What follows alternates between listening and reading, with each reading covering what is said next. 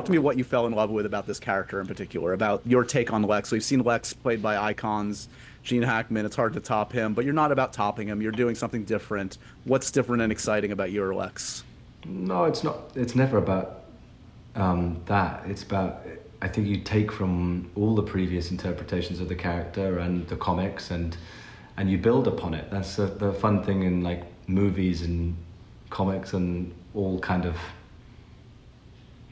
media, in a sense, of the history of all of it. It's all kind of a building amalgamation of it, and then there's weird connections I make where I'm like, oh, I'm working with Clint, who obviously directed Unforgiven, and that's what Gene won one of his Oscars for, his brilliant performance in that, and watching Michael Rosenbaum as well, and all these brilliant people that have played that character.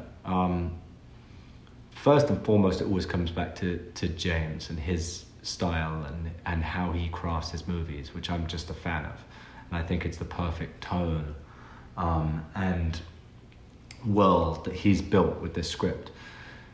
And then it's about emotionally just trying to tap in and understand the character in a way that makes it real to you and authentic to you. And I think that's what's really fun for me in playing Lex. It's funny because when I first read the script, I remember reading it, and there was a little inkling part of me that was like, ooh, I think you'd have fun playing Lex.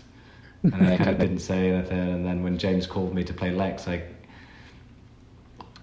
I did kind of cackle, I think is how I describe it. I didn't say anything. He said, "How would you?" He said, "I think he said we want you to play Lex." And I just laughed because there was something in my instinct when I first read the script where I was like, I think that's more what I should be doing in this story. Yeah. And so then I was very excited because I was like, oh,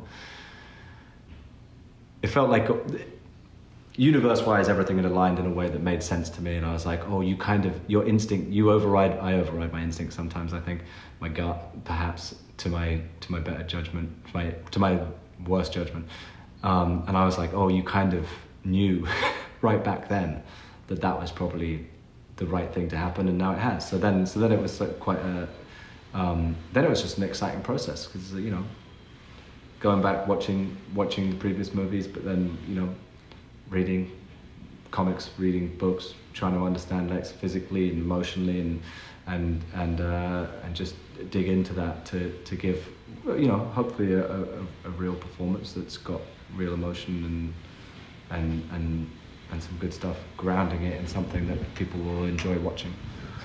And last thing on that, was there a comic you kept coming back to? There's so many to pick and choose from. Which one did you find most helpful? There's so many, and James has already spoken about quite a few that influence obviously the overall film and All-Star Superman. And there's little things that you draw from each, Birthright and all those comics. But the one that I really rung, and I read a lot, but the one that I found myself picking up again a lot was